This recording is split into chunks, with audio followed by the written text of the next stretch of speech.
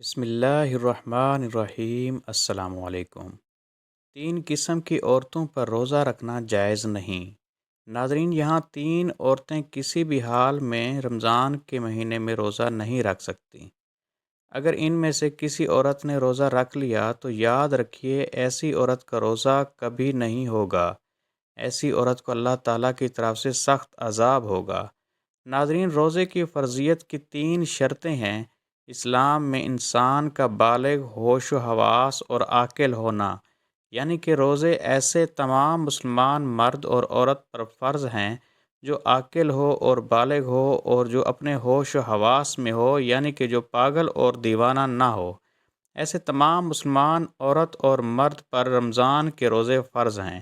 اب اس کے علاوہ روزے کی فرضیت ادا کرنے کی 2 شرطیں ہیں۔ پہلی صحت مند اور تندرست ہونا، اور دوسری محکم ہونا، یعنی کہ بیمار آدمی اپنی بیماری کی حالت میں اور مسافر اپنے سفر کی حالت میں روزہ چھوڑ سکتا ہے، یعنی ان لوگوں کو رمضان کے مہینے میں روزہ چھوڑنے کی اجازت ہے۔ مگر یاد رکھیے اگر ایسے شخص رمضان کے مہینے میں روزہ رکھنا چاہے تو وہ رکھ سکتے ہیں، ان کا روزہ قبول ہو جائے گا۔ لیکن اگر نہ رکھیں تو ان کو کوئی گناہ بھی نہ ہوگا، بعد میں ان روزوں کی قضا کر سکتے ہیں۔ یہ 3 عورتیں ایسی ہیں جن کا رمضان کے مہینے میں روزہ رکھنا حرام ہے، یعنی کہ ان 3 عورتوں کا روزہ رکھنا جائز نہیں ہے۔ اگر ان عورتوں نے رمضان کے مہینے میں روزہ رکھ لیا تو ان کا روزہ تو کسی بھی حال میں نہیں ہوگا، بلکہ ان کو اللہ تعالیٰ کی طرف سے سخت عذاب بھی ملے گا۔ نمبر 1، سب سے پہلی عورت وہ ہے جو حیض کی حالت میں ہو۔ ایسی عورت کا رمضان کے مہینے میں روزہ رکھنا حرام ہے، مگر ایسی عورتیں بعد میں قضا کریں اور رمضان کے مہینے میں بھول کر بھی روزہ نہ رکھے۔ اگر کوئی عورت حیض کی حالت میں روزہ رکھ لیتی ہے تو اس کا روزہ قبول نہیں ہوگا۔ حدیث شریف ہے کہ حالت حیض میں عورت روزہ نہیں رکھے گی اور حیض کی مدت ختم ہو جانے کے بعد اس پر ان دنوں کے روزوں کی قضا واجب ہے، جیسا کہ حضرت عائشہ رضی اللہ تعالی عنہا فرماتی ہیں کہ حضور نبی اکرم صلی اللہ علیہ وآلہ وسلم ہمیں حالت حیض سے پاک ہونے پر روزوں کا حکم فرماتے۔ اس کے علاوہ روزے کی حالت میں اگر مغرب سے پہلے پہلے کسی بھی وقت عورت کو حیض آ جائے تو اس کی وجہ سے روزہ فاسد ہو جائے گا اور پاک ہونے کے بعد اس روزے کی قضا رکھنا لازم ہوگا۔ جو عورت حیض و نفاس کی حالت میں ہو اسے کھانا پینا چاہیے، یعنی روزہ داروں کی مشابہت کی وجہ سے تنہائی میں بھی بھوکی پیاسی نہ رہے۔ البتہ اس کے برعکس اگر حائض عورت دن کا کچھ حصہ گزرنے کے بعد پاک ہو گئی تو اب دن کے بقیہ حصے میں کھانے پینے سے رکا رہنا چاہیے۔ نمبر 2، ناظرین، دوسری عورت وہ ہے جو نفاس کی حالت میں ہو۔ عورت کے لیے نفاس کے ایام میں نماز پڑھنا اور روزہ رکھنا شرعاً جائز نہیں، البتہ ان ایام کے روزوں کی قضا لازم ہے، نماز کی قضا نہیں۔ نفاس کتنے دن تک شمار ہوگا اور نماز روزے کی کب قضا لازم ہے، اس سلسلہ میں تفصیل درج ذیل ہے۔ اگر کسی خاتون کے ہاں پہلی ولادت ہو اور نفاس کا خون 40 دن مکمل ہونے پر بھی بند نہ ہوا ہو تو اس صورت میں 40 دن تو نفاس کے شمار ہوں گے اور اس سے زیادہ ایام استحاضہ کے شمار ہوں گے۔ غسل کے بعد ان ایام کی ہر نماز کے وقت کے لیے استنجا کرنے کے بعد باوضو ہو کر نماز ادا کرنا لازم ہوگا، اور استحاضہ کے دوران عورت روزہ بھی رکھے گی، اور اگر نفاس کا خون 40 دن سے بڑھ جائے اور اس عورت کے ہاں پہلے بھی بچے کی ولادت ہوئی ہے تو اس صورت میں اس سے پہلے بچے کی پیدائش کے موقع پر جتنے دن خون آنے کی عادت ہے اتنے دن کا خون نفاس شمار ہوگا اور باقی بیماری کا خون شمار ہوگا۔ ان باقی دنوں میں رہ گئی نمازوں کی بھی قضا کرنی ہوگی اور روزے جو چھوٹ گئے ہیں وہ بھی رکھنے ہوں گے، اور اگر خون 40 دن کے اندر اندر بند ہو جاتا ہے تو وہ مکمل ایام نفاس کے شمار ہوں گے۔ ان دنوں میں روزہ نہیں رکھے گی اور نماز بھی ادا نہیں کرے گی، تاہم روزوں کے بعد میں قضا کرنی ہوگی۔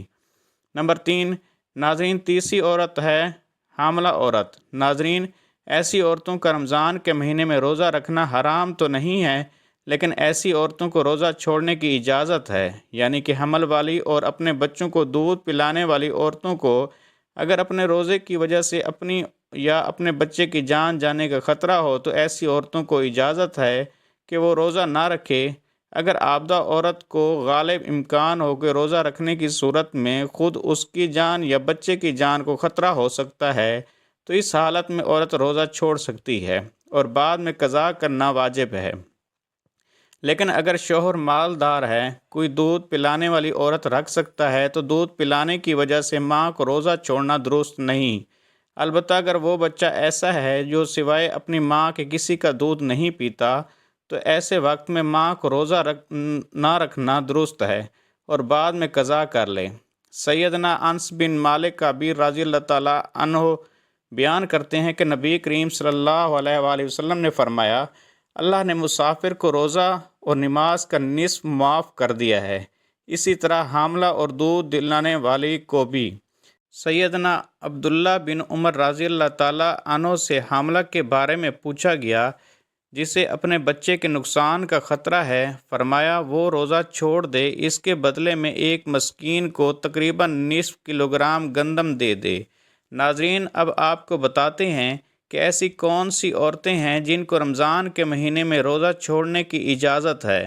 نمبر 1، اگر کوئی عورت سفر کی حالت میں ہو یا بیماری کی حالت میں ہو یا پھر اپنے بڑھاپے کی وجہ سے اتنی زیادہ کمزور ہو گئی ہو کہ اگر اس نے روزہ رکھ لیا تو اس کی جان جانے کا خطرہ ہو سکتا ہے، تو ایسی عورتوں کے لیے روزہ چھوڑنے کی اجازت ہے، مگر ایسی عورتوں کو چاہیے کہ اگر وہ بعد میں صحت مند اور تندرست ہو جائے تو وہ ان روزوں کی قضا کرے۔ اگر بعد میں وہ پھر دوبارہ صحت مند نہ ہو سکے تو اسے چاہیے کہ وہ ان روزوں کا کفارہ ادا کرے، اور کفارہ یہ ہے کہ ہر ایک روزے کے بدلے میں کسی مسکین کو 2 وقت پیٹ بھر کر کھانا کھلایا جائے۔ نمبر 2، اگر کسی عورت کو روزے کی حالت میں سانپ نے ڈس لیا اور اس کی جان جانے کا خطرہ بن گیا ہو تو ایسی عورتوں کو بھی حکم ہے کہ وہ اپنے اس روزے کو توڑ سکتی ہے، اس کو کوئی گناہ نہیں ہوگا، لیکن بعد میں جب وہ صحیح ہو جائے تو اس روزے کی قضا کرے۔ نمبر 3، عورت حیض سے پورے 10 دن اور 10 رات میں فارغ ہو گئی، اب اس کو چاہیے کہ وہ اگلے دن کا روزہ رکھ لے، اور اگر کم دنوں میں پاک ہو گئی اور صبح ہونے میں اتنا وقت باقی ہے کہ اس کے پاس نہا دھو کر تھوڑا وقت بچے گا تو اس کو چاہیے کہ وہ روزہ رکھ لے۔ دین اسلام نے دنیا کے ہر خطے میں رہنے والے عاقل، بالغ اور مسلمان مرد و عورت پر ماہ رمضان کے روزے فرض کیے ہیں۔ قرآن حکیم میں ارشاد ہوتا ہے، رمضان کا مہینہ وہ ہے جس میں قرآن اتارا گیا ہے، جو لوگوں کے لیے ہدایت ہے، جس میں رہنمائی کرنے والی اور حق و باطل میں امتیاز کرنے والی واضح نشانیاں ہیں۔ پس تم میں سے جو کوئی اس مہینہ کو پا لے تو اس کے روزے ضرور رکھے۔ فرض کی عدم ادائیگی قابل تعزیر ہے، لیکن اسلام چونکہ بطور دین سہل العمل ہے، اس لیے اس میں جبر نہیں، جیسا کہ قرآن حکیم میں ارشاد باری تعالیٰ ہے، دین میں کوئی زبردستی نہیں، اس لیے سفر، بیماری اور خواتین کو حالت حمل وغیرہ میں روزہ رکھنے میں رعایت دی گئی ہے۔ اگر ان حالتوں میں روزہ نہ رکھا جائے تو ان کے ختم ہونے کی مدت کے بعد رمضان کے چھوڑے گئے روزوں کی قضا کرنا ضروری ہے۔